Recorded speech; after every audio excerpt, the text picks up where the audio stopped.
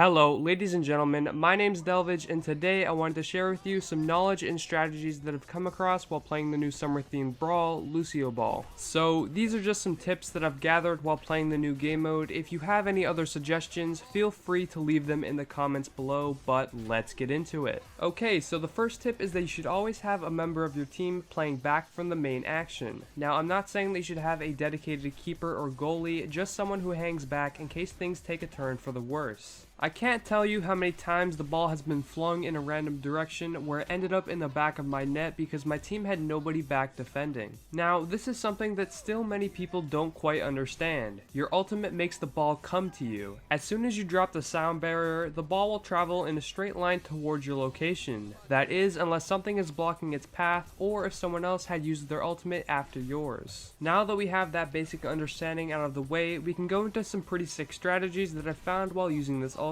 What you have to do is move towards the opposition's goal when you see your ultimate is ready. Provided they don't have a goalkeeper, pop your ult when there is a clear line of sight towards the ball, and you should score a pretty nice goal. If there is a goalie, however, it's going to make things a bit more difficult. You can definitely still perform the strategy successfully, it just becomes a little bit more unreliable. The good news is that I have another strategy that works even if the other team has a keeper guarding the net. What you need to do is wait for play to move to the other team's end. Usually the ball will end up in a scrum either on the left or right side of the pitch. Move to the opposite side the ball is being played on, pop your ultimate, and one-time the ball into the back of the net with either your bop or melee punch. This works a lot of the time because the keeper is normally focused on where the ball is being played and usually won't have enough time to get back and cover the side of the net that you're shooting for. Not to mention that there shouldn't be anyone in the way to block your shot since the ball isn't in play on the side you're popping your ultimate on. The third tip is to wall run to switch the side of the field you're on faster. I don't normally like to use this all the time since the ball is generally not going to be riding on the wall with me. However, this is a good strategy to use when perhaps you need to catch up with the ball because it's moving too fast for you to chase on foot. Or rollerblades, I should say. You can also use the orange jump pads to zoom around faster as well. Simply jump in the direction that you want to move towards and you'll be there much faster than if you were to simply skate normally or even with the speed boost active. And that brings me to my last tip. Use your speed boost sparingly. Now, I'm not saying that you should never use it unless you truly need it because ultimately that would just be a waste. I'm saying that you should try to hold on to it until you see an opportune time. For example, if you're the guy hanging back behind your team, don't use the speed boost unless there's an opportunity to score or advance the ball, or chase the ball back to your own end if need be.